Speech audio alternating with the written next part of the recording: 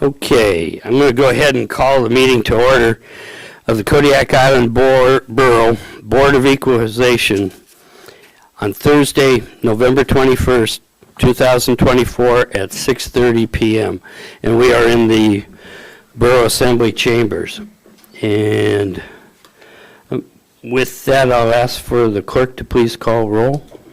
Mr. Ames. Here. Mr. Griffin. Here. Mr. Johnson. Mr. Ledoux. Here. Mr. Sharrett. Here. Mr. Smiley. Here. Mr. Whiteside. Mayor Arndt. Here. You have a quorum. Okay, and at this time, under items of business, I'll ask the clerk to read the following aloud, please. Thank you, Mr. Chair. I have to Whatever. get used to that, because you're a Board of Equalization tonight. You're not the mayor and not the assembly. So thank you, Mr. Chair. The granting of any appeal or part thereof shall require the concurring vote of at least 4 members, board members. Any appeal or part thereof which is not granted by the board shall be considered denied. The chairperson may take part in the discussion. The chairperson may not vote except in the case where only 6 members are present, and there is a 3-3 tie vote. Provided, however, that if the deputy presiding serves as a chairperson, the deputy presiding officer shall vote in the same manner as any other board member. The burden of proof rests with the appellant. Evidence shall only be presented by the appellant and the assessor or their authorized representative. The board shall not be restricted by the formal rules of evidence. However, the board may exclude evidence irrelevant to the issues appealed. Hearsay evidence may be considered, provided there are adequate guarantees of its trustworthiness, and that it is more probative on the point for which it is offered than any other evidence which the proponent can procure by reasonable efforts. The Board of Equalization may, in its discretion, decline to accept documents offered at the hearing, which should have been provided by the November 4th, 2024 deadline. In exercising this discretion, the board shall consider the relevance and the probative value of the documents which are under consideration, accepting those documents which, in all fairness, are necessary to a fair resolution of the appeal. Thank you. Thank you. So we have before us the appeal number 2024-1, exemption appeal from the Kodiak Heritage Foundation.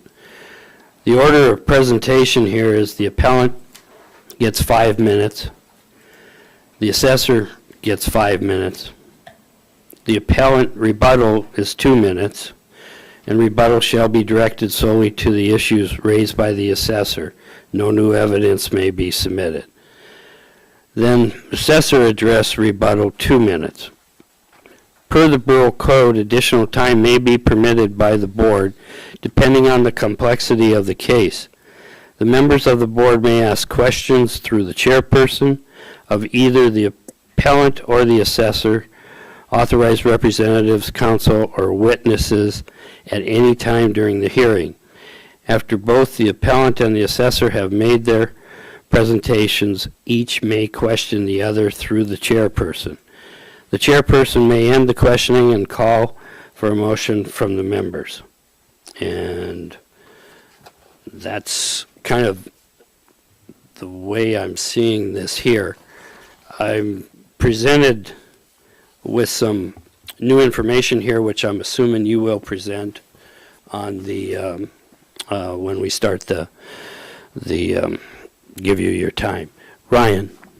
Thank you, Mr. Chair. I'd like to declare and get a ruling on a potential conflict through my private business. I do have a contract in support of the Kodiak Museum through environmental remediation efforts that is ongoing. My staff is involved with those efforts, so I'd like the board to rule on whether or not I have a conflict of interest in this matter. And on on this, you're not personally involved, is the way I'm hearing it. I'm Your not. I have staff. my senior environmental consultant, Tim Vavrika, is the point of contact, and my contact personally has been very limited. I do not have direct involvement with the Alutiiq Museum. However, I am the owner of the business. Okay. Thank you for declaring that, and at this time, I would rule that you do not have a conflict. And then the body has an opportunity to overrule the chair if you'd like. Seeing none, then we'll go ahead and move on to the order of presentation. The appellant, 5 minutes, and I'd ask the clerk to administer the oath to the appellant.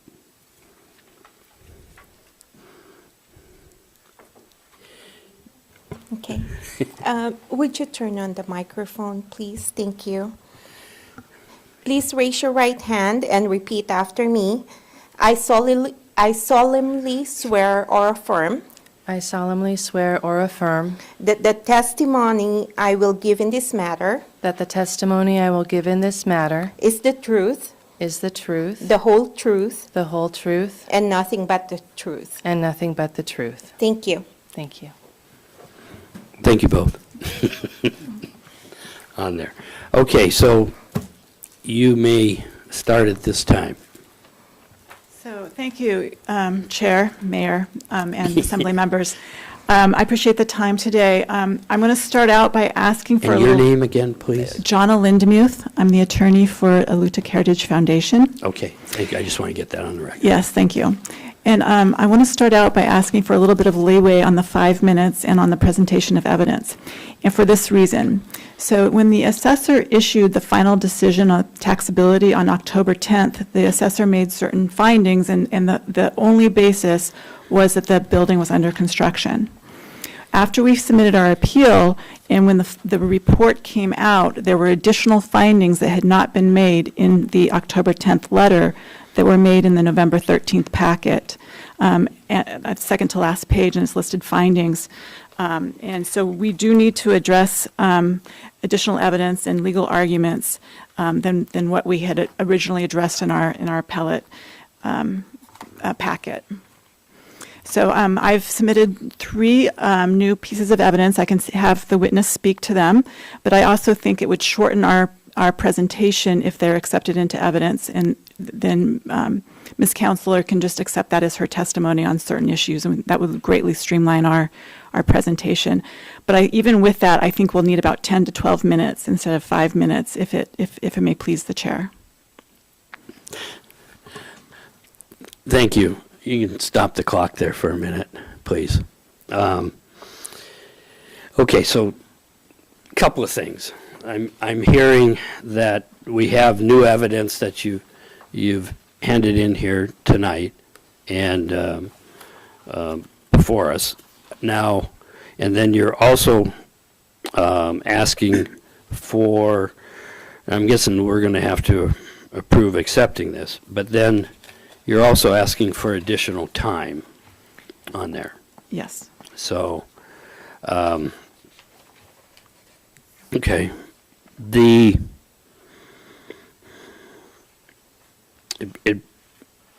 I haven't read the new information, but one of the things that comes to my mind is whether we need to give the assessor time to review and be able to respond to it rather than doing it necessarily on the fly. I haven't read it. I'm just voicing some of my concern procedurally. This is my first time running one of these. Yeah. And it's a little bit of a learning experience here. So I guess I would ask for some guidance from the borough attorney. Scott? Yes, Mr. Mayor. So the documentary evidence is being offered, and the additional time for presentation are 2 separate questions. On the documentary evidence that's being offered, it would be appropriate to inquire of the assessor whether they object to inclusion of that documentary evidence, and if they do, on what basis. And if they are asking for more time to review or investigate or prepare a response, then it may be that one or both of the parties would be requesting that the hearing be continued until they have an opportunity to do that. So my suggestion would be to inquire as to the position of the assessor's office on the additional submission of the additional documentary evidence. The way the rules are set up for the BOE, if there's documentary evidence that's being offered and it's provided after the deadline for submission of the documentary evidence, then they need to make a request, and the sort of guiding decision criteria is what the clerk had read.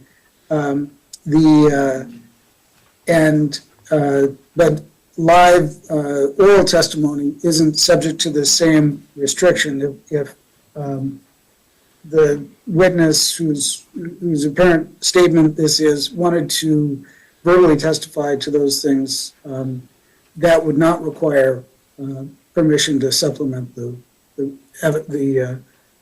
documentary record. Does that give you the information you need to move forward? In some ways, it's as clear as mud, but I think I can muddle through it. The first thing I see is that I don't know that the assessor has even seen the information at this point. So I would have to basically look at a recess, I think, to allow the assessor to review that information and then look at proceeding. That's what I'm thinking, Scott. Jared, you got a comment? I don't, as the clerk just read, we're not restricted by formal rules of evidence. I don't think we need to get the assessor's opinion on any new evidence that's submitted, especially since new evidence can be submitted during the 5-minute testimony. So I would move to just accept this evidence and just let it work through the process. It's been moved. Is there a second? It's been moved and seconded. Discussion. Ryan. Thank you, Mr. Chair. So I think that if we don't allow the assessor to review this information without having Wade input, that bypasses the actual procedures that we've outlined. So I don't agree with just accepting this evidence, and I think that the idea of a recess, it took me about 4 minutes to read through this. I think the idea of a recess to allow the assessor time to read it, a couple minutes to digest it. We're talking 10 minutes, 10 minutes. In a worst case scenario. And that would give us traction to maintain procedural integrity at the staff's level input. Thank you. Larry. I would be more interested in hearing the material, in reading the material, which I haven't read, and then having a recess to allow the assessor to read the material and prepare a response. I think that, I want as much information as possible to make a good decision. And so I want the information, but I also want to give the assessor time to evaluate it following its presentation. So you're thinking of a recess after the appellant's time, Yes. before the assessor. Jared. A couple of things. So for the recent question about giving the assessor time to respond, that's not built into our order of presentation. It's 5 minutes, 5 minutes. There is no time to prepare. So I think once we start the order of presentation, we follow that as much as we can. About the introduction of new evidence, I'm fine with everybody taking a 4 or 5 minute break and read over it, as long as everybody gets the same amount of time. So I might withdraw my motion, which is, I don't know, kind of sticky. But before I do formally, I still think the point is moot because the appellant and the assessor can bring up new evidence under A and B anyway. And so they would have just as much time to have to prepare to respond to new evidence. But in the interest of time, I'm totally willing to withdraw my motion, and then someone else can make a motion to recess to review new evidence. Madam Clerk? Mr. Mayor, you can leave the motion on the floor, and you can still take that 5-minute recess if you want to. And then once we get back from the recess, then we'll vote on the motion that is on the floor, whether to accept that documentation as part of the record. Okay, then, yeah, I'm in the same place. I know. I'm looking at calling for a 10-minute recess to try and digest part of this at this time before we start the oral arguments. You've presented this, so we're going to take a 10-minute recess to, sounds like grade school, but we'll review this with and the assessor will be able to say whether she objects or not. So 10-minute recess starting now. Thank you.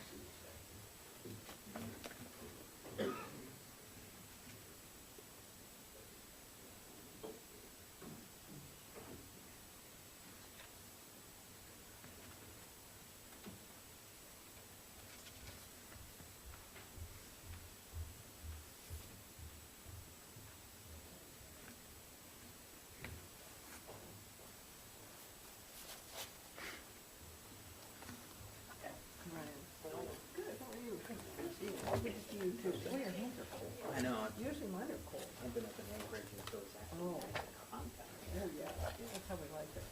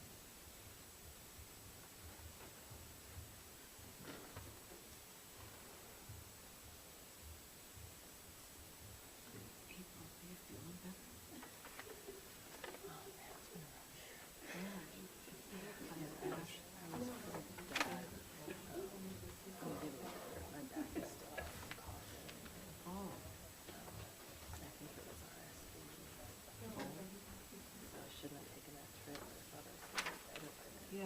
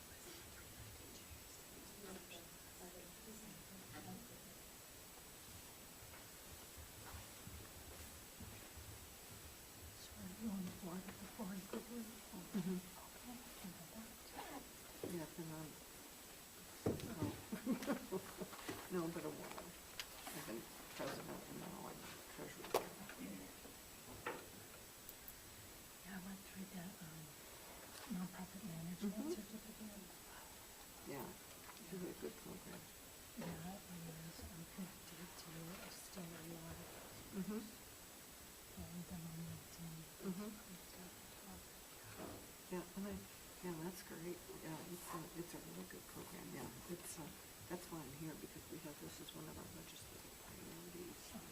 I just wanted to see how this goes. It's easier to be here. We have a capital campaign meeting earlier this week, and I told you that I was going to show up.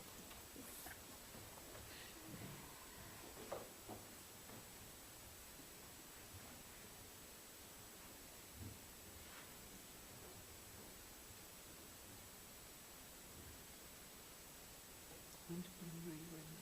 Management question. Was it on go? Oh, that's good that we make these connections.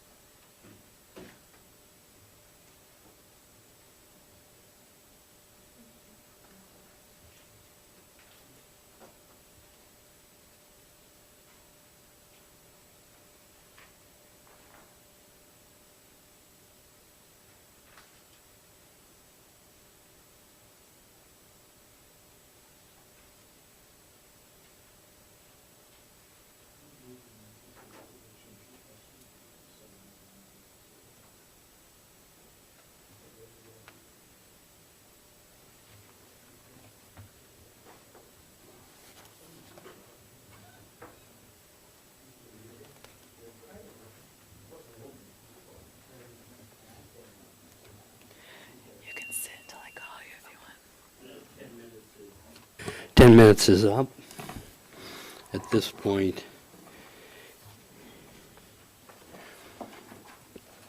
Seema, I'd ask for your response a little bit, please.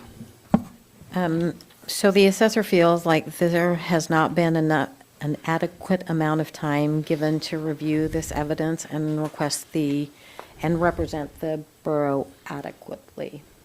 So, I mean, there's a lot of information in here. It's 6 pages that I need to go through and understand and be able to do something with.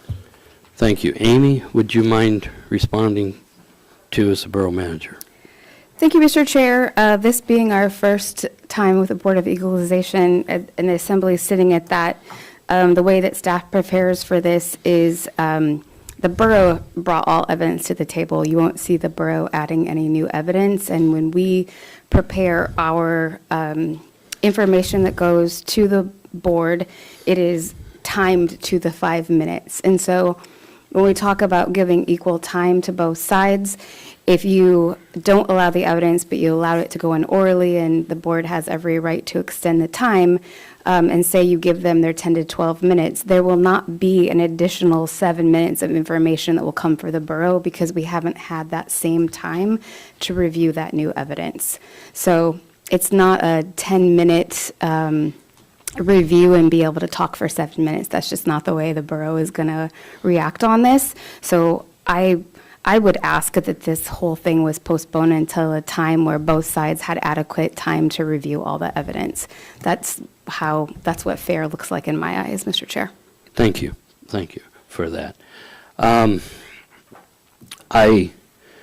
tend to agree. I know that it's not on the calendar here, but I also know that the borough clerk is out till the 17th of January on here also.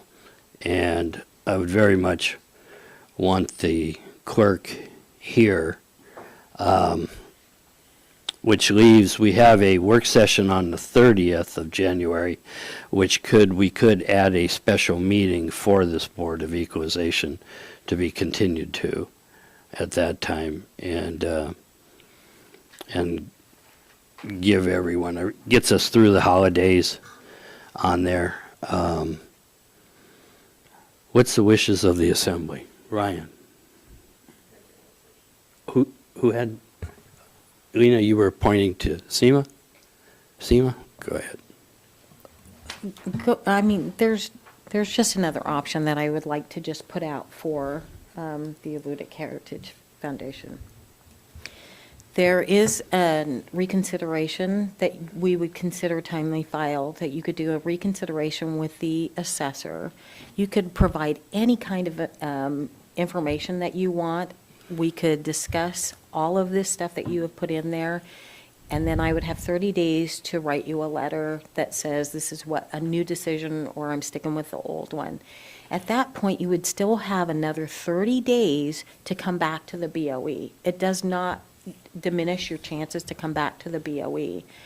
I would suggest that, let us look at all of this stuff and work together at a reconsideration and see if there was something that, that I've missed or you've missed, or that we can understand everything together. It's just another option for them. They would have to withdraw from the BOE and then do the reconsideration, which we would set up by Zoom to altogether be recorded. It'd be something that you could bring to the BOE as well as take to Superior Court if you'd like. If I may. Go ahead, you have the floor. Yeah, thank you. If the Assembly, sitting as the Board of Equalization, is inclined to put this off until January, then I think it would make sense to go forward with a motion for reconsideration that would be deemed timely and that we start this process over again. I mean, for the record, I do want to note that the report that was issued does include findings that were made after we submitted our appeal that are different than are set forth in the October 10th letter, which is why we were prepared to put on evidence this afternoon, or this evening, to set the record straight on those issues. If and when we do get to the Board of Equalization, I think we'll need more than 5 minutes if we don't have this all worked out, because it got several layers of, different factual findings that are conflicting with each other. And I'm assuming you need to consult with April. Yeah, to- but my recommendation would be that we go forward with a motion for reconsideration if the borough is inclined to put this off. But if the borough wants to hear evidence tonight, we're prepared to go tonight. Well, it sounded, Seema's presented a way around this a little bit and give both parties time on here and work together on it. So my first question would be, is April in agreement? Yes, I am, thank you. I can't see you there, so. I turned around, she nodded her head at me, so I knew I was good. Thank you. So I don't know that we have to do anything on the reconsideration. Mr. Mayor? Scott, go ahead. Do you mind if I break in and give a little advice? Sure. Procedurally, what you want to do is have the record clear as to what's occurred, and you don't want to have the record such that someone later may change their mind and argue that there's been something untimely. And to that end, my suggestion is that it sounds like the assessor's office is requesting a continuance and suggesting an alternative is to remand it to the assessor for the reconsideration under KIB Code 3.35.030G. And if Eludic Heritage Foundation agrees with that process, then what I would suggest is that the board approve a motion that on the request of the assessor and non-objection of Eludic Heritage Foundation, that the issue is remanded for reconsideration by the assessor under 335.030G, and that AHF would have the right and ability to appeal to the BOE at the conclusion of that process under 335.030H. So, Ryan. Thank you, Mr. Chair. I guess if I may ask the attorney a question for an alternative solution that may prove to be, again, another alternative. What if a motion was brought by the Board of Equalization to postpone this for 90 days, keeping this in queue essentially, and that if that maintains the intent of the appellant and maintains the timely filing initiative, why would we not just vote to, or again, make a motion, vote on it to just postpone this for a 90-day period, observing mutual withdrawal if needed? Scott? That may be a viable alternative if there's not an objection from either party. I would suspect that 90 days is probably longer than AHF would care to have the matter continuing. I mean, the posture it's in now, it sounds like there's some additional information being offered, and the response is, yeah, okay, maybe accept this additional information, but give us time to respond to it. And so the solution is continuing the hearing. But continuing for 90 days as opposed to 45 days or something like that may be longer than AHF cares to continue it. Chair, if I may? Yes, ma'am. I agree with Mr. Brandt Erickson's.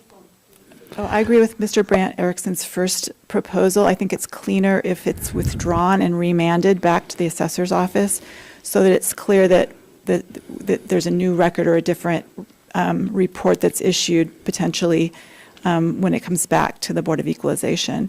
I think that's just a cleaner thing. And so the only friendly amendment I would make to Mr. Brandt Erickson's proposal is that there be at least 10 days before that we have 10 days to submit our motion for reconsideration to the assessor's office, so that, and that's clearly stated on the record when you do the remand. And then the normal time periods would flow from that. Ryan?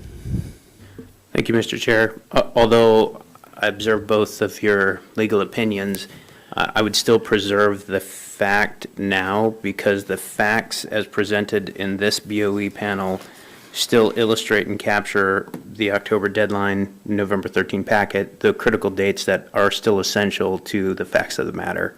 If we withdraw and remand, those dates are wiped clean, new dates are presented. I don't believe that that captures all the factual timelines of the events. So that's why my proposition for keeping this in queue of the BOE rather than remanding back to the assessor. Again, the intent of the postponement would be to allow the assessor and the appellant to work together, and if at any point in time a resolution is achieved, this goes away from the BOE.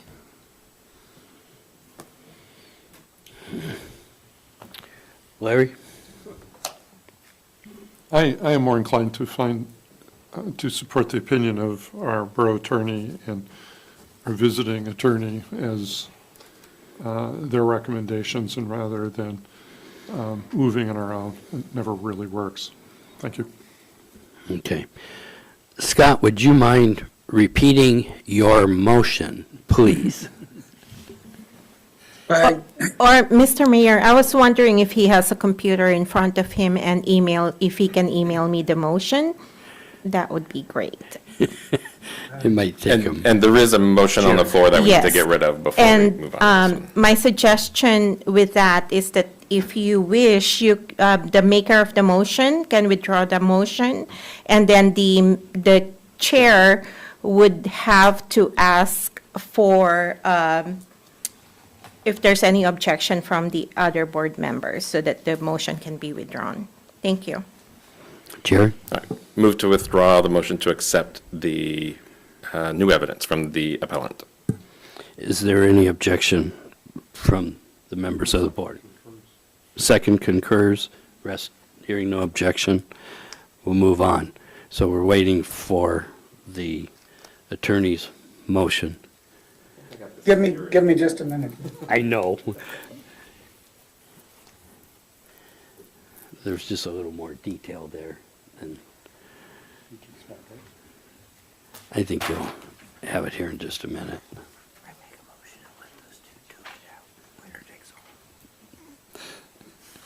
You better shut that off.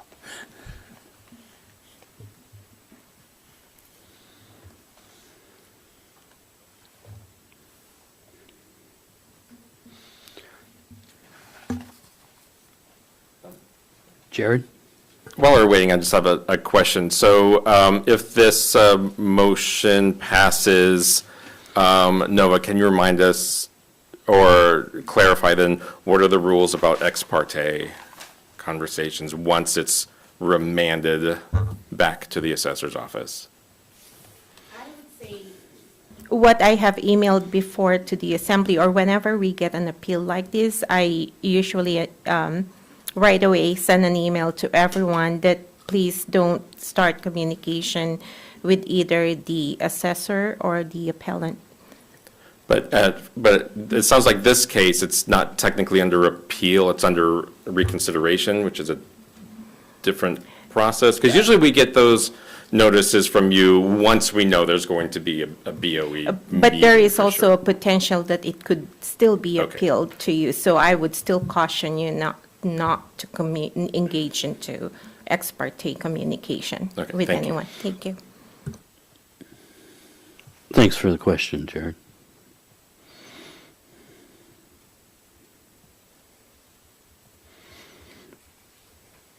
No, it should be on its way. Thank you. Thank you, Scott.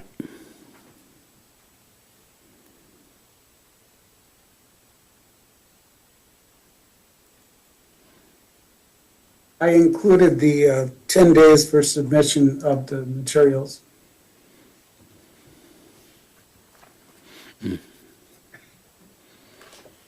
That was what you, Thank you. thank you.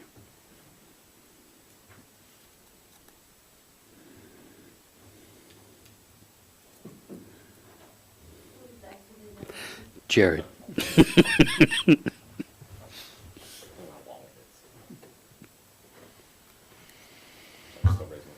No, you already called me. Okay, all right. Hold on, let me read it first. He's better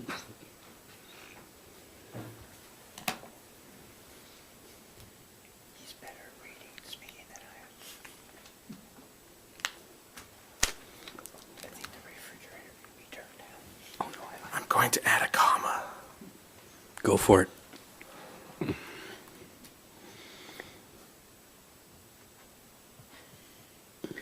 If I can make one correction, the third word is that, if that's changed to grant.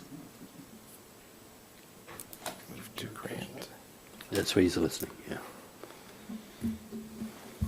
All right, here we go. I move to grant the request from the assessor, and based on a non-objection by the appellant, to remand the matter to the assessor for reconsideration under KIBC 3.35.030G, with appellant to provide the formal request and accompanying materials within 10 days, After a decision is made on remand, the normal appeal options under KIBC 3.35.030H will apply. Second. It's been moved and seconded. Any discussion? Roll call vote. Oh, excuse me, Ryan, you had your hand up just before I get it. I still want to voice concerns that I do not believe this is the right state to do this. I do not agree that ex parte communication still needs to be observed with a withdrawal from the BOE. So I just want to be on record stating that, and I do not support this motion. Thank you. Thank you. Roll call vote on the motion, please. Mr. Ames, Yes. Mr. Griffin, Yes. Mr. Ledoux, Yes. Mr. Sharrett, No. Mr. Smiley. Yes. Would anyone like to change their vote? Motion passes, 4 yes, 1 no. And so at this point, we are postponed on here. Thank you. Or Thank- adjourn. Yeah. So it'll be coming back.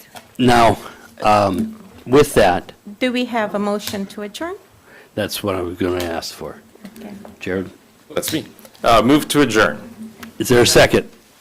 All those in favor say aye. Aye. Opposed, same sign. Motion carries unanimously. We are adjourned. Thank you, everyone. We're going to take a 10-minute break here, and then we'll convene the regular meeting. Thank you.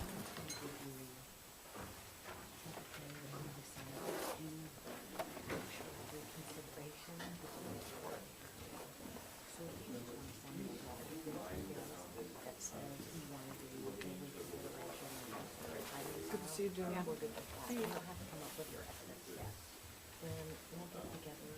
It's going to be